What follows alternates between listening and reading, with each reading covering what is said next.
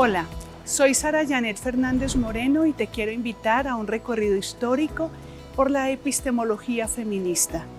En la videoclase de hoy vamos a ver la trayectoria de las mujeres pensadoras, ancestras y antecesoras de las hoy científicas feministas que nos regalan sus aportes de sus conocimientos frente a las formas novedosas sobre las cuales se hace investigación feminista.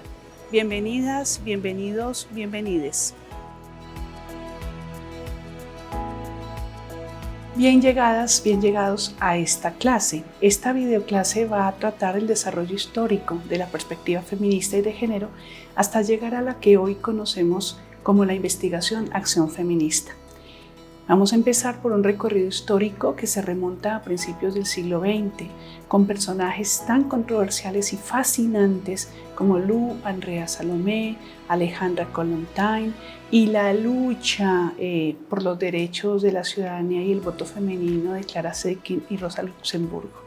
Van a haber figuras históricas maravillosas, inspiradoras alrededor de las organizaciones obreras de mujeres, de los derechos de las mujeres negras, de los derechos de las mujeres urbanas. Van a haber clásicas aquí como Simone de Beauvoir, Marta Lamas, Graciela Hierro, Marcela Lagarde, inspiradoras y maestras. Francesca Gargalo, quien hace una contribución importantísima a la percepción de las mujeres, históricas, filósofas y escritoras que nos inspiraron con sus ideas sobre la autonomía femenina, sobre el empoderamiento femenino y sobre la igualdad de derechos y el reconocimiento de las mujeres como sujetos plenos de derecho. Esa visión rápida e histórica solo nos sirve de inspiración para lo que vamos a hablar a continuación. El feminismo es una opción de vida, es una postura para ver el mundo, para cuestionar el orden, para señalar desigualdades e inequidades y, por supuesto, para transformarlas. Rosa Luxemburgo decía, por ejemplo, que quien es feminista y no es de izquierda carece de estrategia, y quien es de izquierda y no es feminista carece de profundidad. Es absolutamente importante entender que el feminismo procura el cambio y la transformación de condiciones que se han considerado injustas. En la historia de los movimientos de mujeres de América Latina podemos hacer una periodización. Esta la encontramos en las páginas de internet, en las varias universidades la han trabajado desde hechos e hitos históricos como el primer Congreso Feminista Panamericano en 1923, hitos históricos de localidades que forman un antecedente, como el gobierno de Chiapas que otorga derechos políticos a las mujeres a nivel nacional en 1925 y sin embargo esto solo pasa a nivel nacional en 1994 y 1953, es decir, 20, 40 años después. En Colombia, en 1927 se reúnen 14.000 mujeres indígenas luchando por sus derechos como mujeres y como indígenas. Hoy los conocemos como derechos étnicos genéricos. En 1930 tiene lugar la primera conferencia de mujeres campesinas y trabajadoras en México. En 1935 se crea el Frente Único Pro Derechos de las Mujeres en México. En 1930 y 1950, durante estos 20 años, tiene lugar la lucha sufragista de las mujeres en América Latina. Para la década siguiente, de los 40 a los 50, las organizaciones populares de mujeres en Chile, Perú, Bolivia, Venezuela, Ecuador y Colombia empiezan a organizarse. Esta ebullición de movimientos, de organizaciones, de encuentros, sirve a lo que hemos dado a conocer en la literatura como las olas del feminismo. Olas que nos permiten identificar que la lucha feminista se remonta desde principios del siglo pasado a el siguiente y que sintetiza el conjunto de muchos esfuerzos por el reconocimiento pleno de los derechos de las mujeres como ciudadanas. De 1930 a 50, ¿por qué resaltamos tanto la lucha por el sufragio o el voto? Porque estamos hablando de la participación política y del reconocimiento de los nombres propios de las mujeres, no tutelados por sus maridos y no según opinión del padre de estas, sino como una postura crítica y política frente a la elección de gobernantes. En la segunda ola, lo que se conoce en las décadas de los 60 y los 70, empieza el fenómeno de la clase media formado por las mujeres urbanas, las mujeres trabajadoras, las mujeres que configuran las ciudades, los barrios que hoy conocemos. En la tercera ola, la década de los 80, empieza una dura lucha contra la dictadura.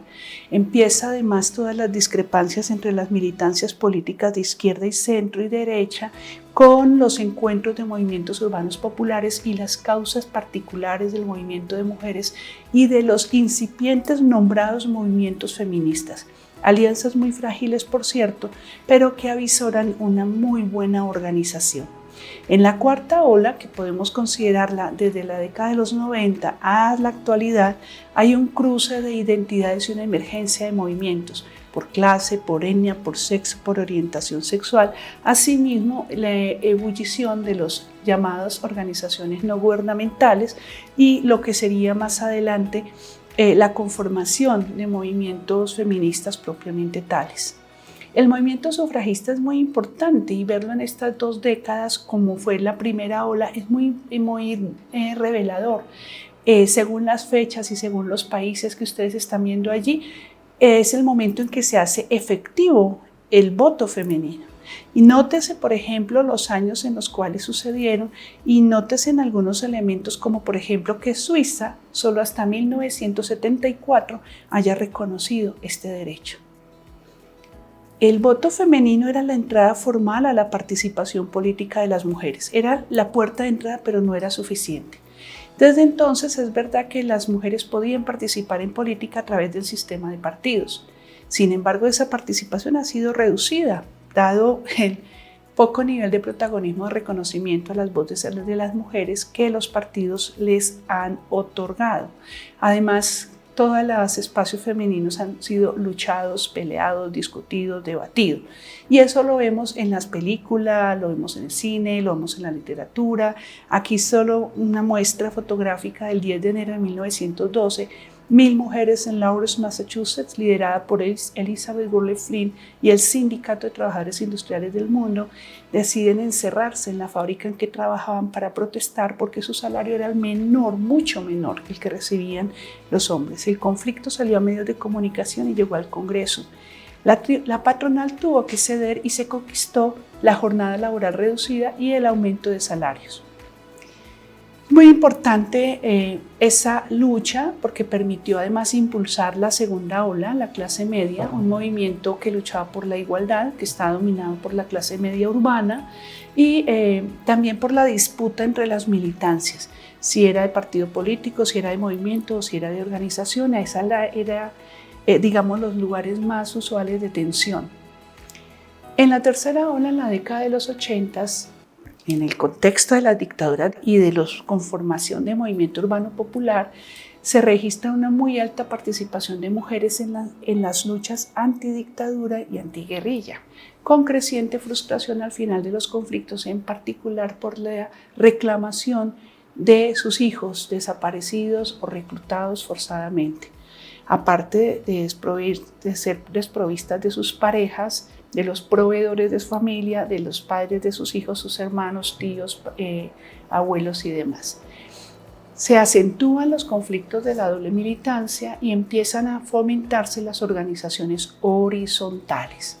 Una democratización radical y una descentralización de estructuras era la reclamación en esta ola de parte de las organizaciones femeninas dentro de los partidos y las estructuras de los movimientos.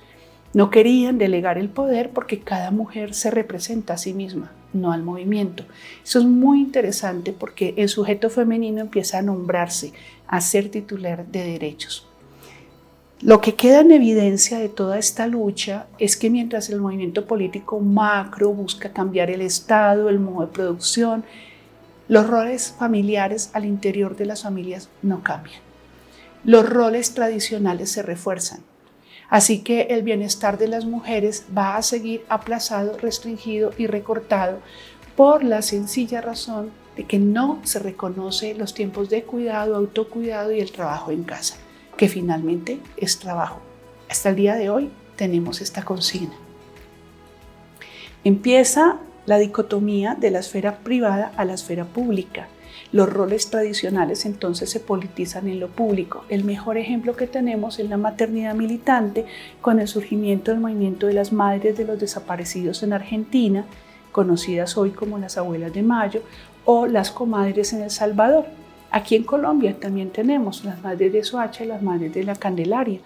Eran mujeres, amas de casa, cuidaban a sus familias, y la desaparición de sus hijos las volvieron actoras políticas, las visibilizaron en lo público y nunca más volvieron a encerrarse.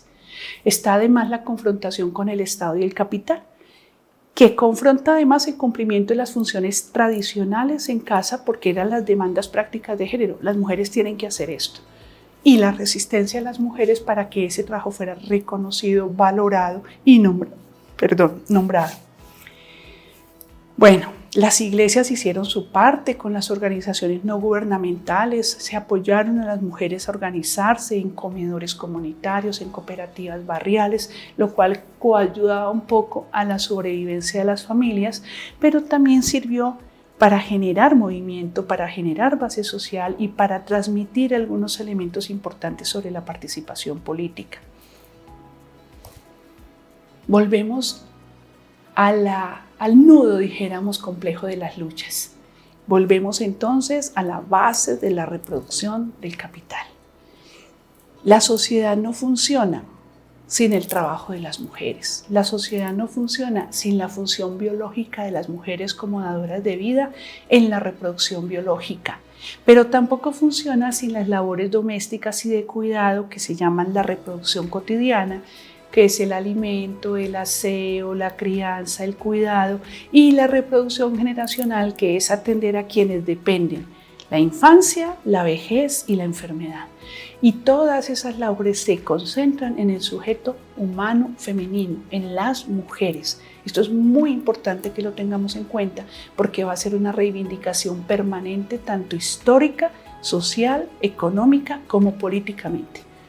En otras palabras, mientras sigamos hablando de los destinos, tendremos que seguir trabajando por la reivindicación de nuestros derechos. Un elemento que queremos incorporar a esta reflexión es la diferencia entre igualdad y género. Cuando nos dicen, pero es que todos somos iguales. Nominalmente sí, la igualdad ante el derecho al voto y el reconocimiento de las mujeres como ciudadanas dice, y en las constituciones de nuestros países dicen, que somos iguales ante la ley. Sin embargo, cuando vamos a la aplicación de la ley, hay matices y ahí no somos tan iguales. Y ahí implica hablar de la equidad. En equidad entendemos el trabajo imparcial entre hombres y mujeres de acuerdo a sus respectivas necesidades. Primer punto, no son las mismas, ya sea un trato equitativo o con uno diferenciado que se considere equivalente en lo que se refiere a derechos, beneficios, obligaciones y posibilidades. No somos iguales, por lo tanto no necesitamos las mismas cosas. Aquí se introduce entonces el concepto de interseccionalidad, que ayuda a entender que las formas de subordinación no operan de la misma manera para todas las mujeres por el hecho de ser mujeres. Resulta ser que las desigualdades de género son racializadas y las desigualdades sociorraciales son generizadas. Son elementos que son muy importantes para tomar en cuenta y que potencializan el alcance del concepto de equidad y de interseccionalidad. Ya hay una construcción y una base de conocimiento importante para considerar el cuidado y el trabajo doméstico como un aporte económico al sostenimiento de la sociedad en su conjunto.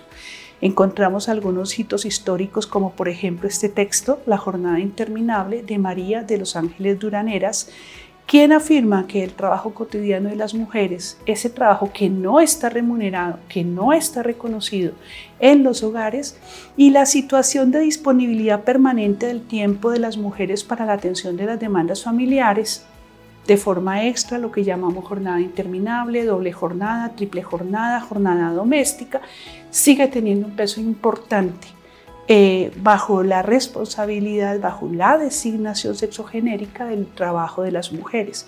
Esto es lo que conocemos como la doble jornada, y por eso María de los Ángeles nos habla de jornada interminable.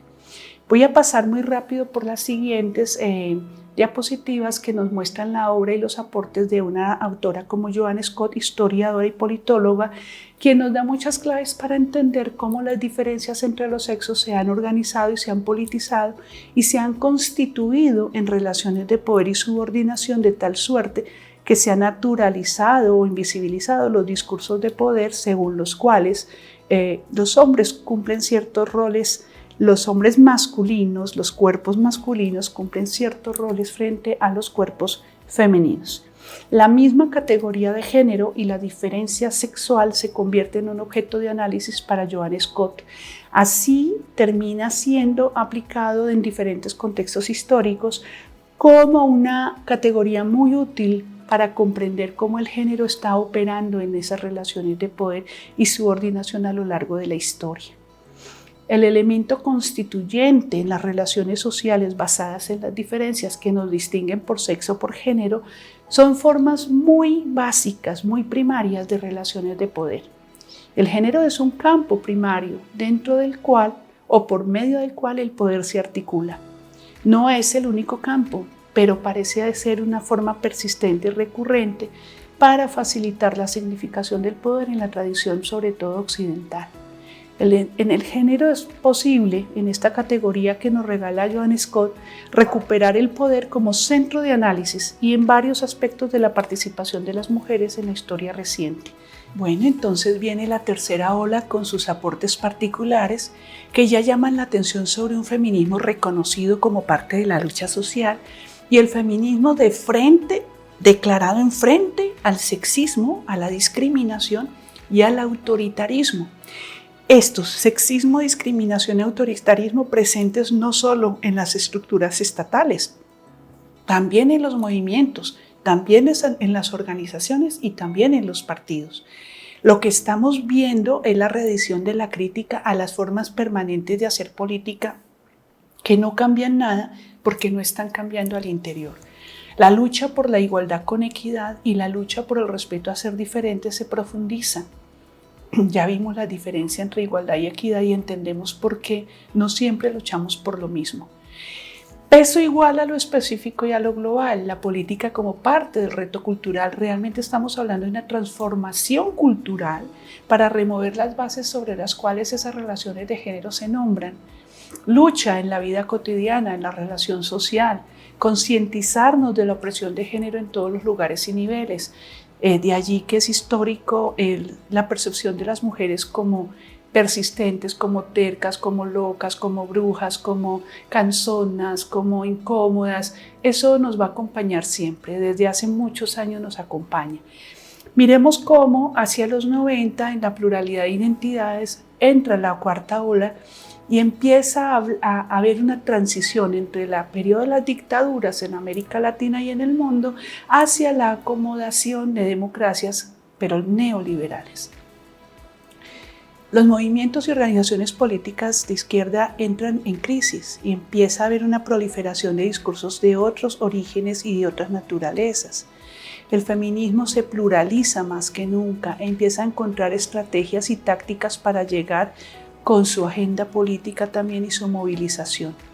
Hay un cruce identitario y de agendas que prolifera e enriquece y multiplica las expresiones feministas basadas en raza, etnia, clase, la lucha popular, la lucha por el medio ambiente y por los derechos humanos. Este contexto que acabamos de hacer de forma un poco apretada es muy importante para que entendamos cómo esta lucha se ha permeado en la construcción del conocimiento que finalmente es el objeto de nuestra clase y de nuestra sesión de hoy. Una crítica feminista a la ciencia y una forma de revelar cómo en la construcción del conocimiento está presente el sexismo que tanto criticamos y que además intentamos transformar. Desde la ciencia misma se nos ha hablado de una forma de pensamiento, lo que llamamos occidental, que contrapone las ciencias naturales a las ciencias sociales. Se ha valorado pensamiento fuerte como los problemas macro, como la reflexión macro desde este mismo pensamiento occidental. Se separa la fe y la razón, Se privilegia la lógica, la deducción y la inducción, olvidando la retórica, que es el significado y la subjetividad. Se buscan las explicaciones causales lineales y se busca la certeza que dan ciertas leyes eternas e invariables del conocimiento occidental y el pensamiento lógico de la ciencia natural y de la ciencia exacta. Se extrema la especialización y se fragmenta y especializa el conocimiento. Esto desde la ciencia que conocemos como moderna. Sin embargo, el avance del conocimiento y el reconocimiento de saberes otros ha permeado esa ciencia y se empiezan a revalorar otros elementos, otras taxonomías, otras lógicas que empiezan a diluir esas fronteras que aparecían insalvables. Ese pensamiento débil de problemas particulares a problemas complejos desde diferentes puntos de vista. Se le empieza a otorgar importancia a la interpretación, lo lúdico, lo simbólico, el sueño, lo intersubjetivo, lo emocional, empieza a tener un lugar en el reconocimiento de saberes. Asimismo, la incertidumbre, el riesgo y el caos para tentarnos a renunciar hacia las certezas definitivas y seguirnos formulando preguntas sobre cómo funciona el mundo. Además de admitir consecuencias inesperadas y no deseadas de la ciencia y de la tecnología. Se acude cada vez más a la transdisciplina para trascender a la interdisciplina, a la multidisciplina y a la disciplina en sí misma. ¿Cómo se expresa el sexismo en la ciencia? Se expresa en actos de discriminación de los aportes a la construcción de conocimiento de una persona investigadora de acuerdo a su sexo. Esto es importante porque esto lo vemos permanentemente en la construcción de conocimiento y la producción del mismo. Según algunas autoras como Margrit Esler, esto se puede reflejar cuando se usa el doble parámetro, se usa el dicotomismo sexual, se enuncia el deber ser esencialista de cada sexo y se esencializa el conocimiento mismo entre el feminismo y el mujerismo académico, como lo muestra Teresita Barbieri. También conocimientos que se llaman comillas neutrales, como insensibilidad al género, sobregeneralización o sobreespecificación sin tener en cuenta las particularidades. Otro rasgo del sexismo en el conocimiento es el androcentrismo, con la misoginia y la ginopia como forma extrema de expresión de este. Vamos a explicarla más adelante. Cuando hablamos de doble parámetro o doble moral, estamos hablando cuando una conducta y una situación idéntica con características humanas específicas son valoradas y evaluadas con distintos parámetros o distintos instrumentos para uno u otro sexo. Están fundamentadas justamente en la percepción del deber ser de cada sexo o el dicotomismo sexual. El dicotomismo sexual lo podemos reconocer cuando un estudio trata a los sexos como diametralmente opuestos y no con características semejantes como una forma extrema de doble patrón. Es muy importante aquí cuando caemos en la cuenta de estos elementos al momento de producir conocimiento y saber. El deber ser de cada sexo se ve reflejado cuando el estudio parte del hecho de que hay conductas o características humanas que son apropiadas para un sexo y no para el otro.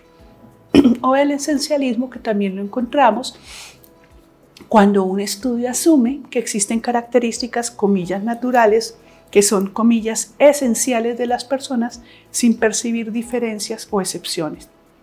Lo que hemos encontrado como la romantización de la idea familista del conocimiento o del mujerismo académico. Encontramos también la insensibilidad al género, cuando un estudio pasa por arriba de la variable, ignora la variable sexo como una variable socialmente importante o válida. Resulta que las personas nacemos, vivimos, nos enfermamos, padecemos de acuerdo a nuestras características y sí nos determina en mucho sentido nuestra asignación sexual, nuestra orientación genérica y nuestra identidad sexual. Y esto sí tiene que ver en la forma como se registran la calidad de vida de las personas, cómo se enferman y cómo mueren. Sin embargo, todavía hay tendencias a la insensibilidad frente a esta perspectiva. También otro de los sesgos en la ciencia es la sobregeneralización, cuando se analiza solamente la conducta del sexo masculino como parámetro de la conducta del resto de personas. Cuando un estudio se presenta de tal forma es imposible diferenciar y saber de quiénes participan en el estudio. Asimismo, la sobreespecificación. Cuando un estudio presenta como específico a un sexo ciertas necesidades, actitudes e intereses, cuando en realidad son de ambos. Vamos a detallar un poco más esto del androcentrismo. Cuando un estudio, análisis o investigación se enfoca desde la perspectiva únicamente masculina, presenta la experiencia de un tipo de varón como central a la experiencia humana total y por ende única y relevante. No es raro encontrar que ese tipo de varón idealizado como referente humano fundamental corresponda a un perfil de un varón blanco, occidental, alfabetizado, que hace deporte, culto, sano, frente al resto de la humanidad. Muchos hombres no son así y muchísimos hombres no son referentes universales. De manera que el estudio de la población femenina, cuando se hace, solo considera necesidades o experiencias o preocupaciones del sexo referente como masculino con las características que yo ya les dije. Sin embargo, hay sesgos gravísimos en el conocimiento. Por ejemplo, los sesgos misóginos o la misoginia en el conocimiento, que repudia a todo lo que se refiere a lo femenino. La ginopia, como imposibilidad de ver lo femenino o la invisibilización de la experiencia femenina.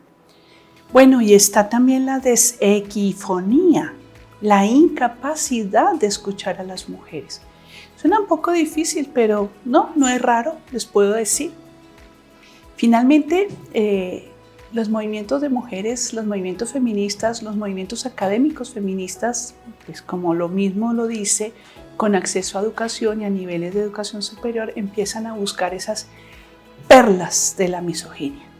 Y se empieza a rastrear el pasado para reconstituir una tradición que se ha perdido, que sea un corpus de trabajo no sexista y además el reconocimiento del aporte de mujeres en la historia para luchar contra tópicos muy arraigados como la ausencia o inexistencia de mujeres científicas, cuando en realidad lo que ha pasado es que no somos reconocidas históricamente, no se nos ha dado el lugar. No porque no lo tengamos, sino porque se han borrado. Y estas colegas han desenterrado unas verdaderas joyas de pensamiento de mujeres brillantes que nunca fueron publicadas y tenidas en cuenta. Aparte de instaurarnos la lógica sospecha de la existencia de un sesgo sexista en nuestros cuerpos de saber. Qué importante eso. Fomentar la curiosidad y la pregunta para debatir entre diferentes corrientes de interpretación y realizar propuestas. Poder reconocer esas diferencias es esencial, pero sobre todo identificar las ausencias es fundamental. Bueno, de mi parte favorita empezamos ahora con la epistemología feminista. Cuando problematizamos la relación entre ciencia y género, la estructura organizativa, institucional y social de la ciencia, la forma de hacer ciencia y la historia de la ciencia, es importante tener en cuenta algunos elementos básicos que nos regalan autoras feministas como Hélène Lobino, quien resitúa el empirismo feminista. Esa experiencia del trabajo de las mujeres en la ciencia como un aporte importantísimo para reconocerlas, revalorarlas y nombrarlas. Sandra Harding nos habla de la importancia de la epistemología del punto de vista situado, que es toda la parte de enunciación de quién investiga, cómo investiga y para qué investiga. A Sandra le debemos esta frase de no existe investigación feminista. Existen personas que se nombran feministas, que se llaman a sí mismas feministas haciendo investigación. Por eso es tan importante esta noción de punto de vista situado. Están las tendencias feministas postmodernas mucho más complejas y la importancia, por ejemplo, del conocimiento situado. Una herencia y un aporte importantísimo que nos hace Donna Haraway. Conocemos en tantos sujetos arraigados, conocemos en el territorio, conocemos en el espacio y esa forma de saber es muy particular, por eso es muy importante ubicar desde dónde estamos hablando en qué territorio, en qué terreno, cómo y a quién les estamos hablando. En el empirismo feminista se trata de establecer confianzas en la posibilidad de una ciencia mediante apego a métodos. Hay una idea integracionista de genéricamente equilibrada por integrar diferentes formas de saber. Sin embargo, hay elementos importantes que nos ayudan y nos tientan a pensar o a cuestionar esos métodos de integración por igual, como la identidad de sujeto, que puede dejar de ser irrelevante, hay que cuidarla, porque la identidad del sujeto sí es importante y sí es relevante. Distinguir entre neutralidad y objetividad. Ojo con esto, ¿es neutra la ciencia? ¿Somos objetivos porque somos lógicos en esta forma de pensar o por adoptar esta lógica somos objetivos? Ese cuestionamiento es de lo mayor importancia en la producción de saber. Y la omnipresencia de las normas metodológicas que por momentos pueden perder vigor porque muchas de ellas pueden verse cuestionadas, revisadas o replanteadas. La idea es recuperar la relación entre ciencia y política, particularmente con la pregunta ¿para qué hacemos lo que hacemos? ¿Para quién hacemos lo que hacemos? ¿Y con quién hacemos lo que hacemos? En otras palabras, las epistemólogas hoy nos dicen y nos invitan a hacer investigaciones profundas e incisivas sin llegar a hacer afirmaciones sexistas o antisexistas, porque finalmente los problemas deben surgir de las experiencias de las mujeres y en su proceso transformar su lugar, transformar su conciencia. ¿La ciencia suele estar a favor de las mujeres? No lo sé. Pero sí la tentación es que la persona investigadora debe estar en el mismo plano crítico que la población a la que investiga, en un mutuo reconocimiento y en una mutua interacción. Habría que mirar cómo el feminismo se adhiere a cierto tipo de relativismo cuando utiliza experiencias femeninas y no masculinas como recurso empírico y teórico. También habría que evaluar, habría que cuestionar y habría que preguntarse si los hombres pueden o no hacer contribuciones importantes a la investigación feminista. Una investigación que, por cierto, está cuestionando la neutralidad y la objetividad. Como ven, ustedes, luego de todos estos elementos analizados, llegamos a la metodología feminista. La ciencia no está libre de valores, por lo tanto esa parcialidad consciente hay que develarla. Trabajar desde abajo, no desde arriba, dado que el feminismo busca transformar condiciones. ¿Cómo las transforma? Desde la base. ¿Para qué la transforma? Para llegar a la estructura. Por eso es tan importante la visión desde abajo. También es muy importante en la postura feminista participar activamente en movimientos y luchas y no simplemente posicionarse desde el lugar de quien está observando afuera como un espectador. Importantísimo contemplar la opción por el cambio. Finalmente es una opción, la opción feminista militante busca transformar las inequidades, reducir las brechas y trabajar por una paridad, un mutuo reconocimiento. Por lo tanto, el cambio siempre será deseado, como el proceso de concientización a través de una metodología que todo lo problematiza, que todo lo pregunta, que incomoda, que mueve y que remueve. Además de acompañar los estudios de las historias de las mujeres, en donde podemos develar la forma como las mujeres nos apropiamos, nos nombramos, nos volvemos sujetas en términos políticos y podemos difundir, intercambiar y colectivizar experiencias no cercanas al individualismo y a la competitividad, porque da la casualidad que las transformaciones empiezan en los sujetos, pero se expanden a las colectividades. El feminismo hace eso, colectiviza la causa, busca la transformación de una sociedad más justa, busca reducir las brechas, busca reconocer las diferencias sin que las diferencias se constituyan en desigualdades y buscan además una mirada inclusiva de transformación que reconozca saberes otros, que reconozca sujetos otros.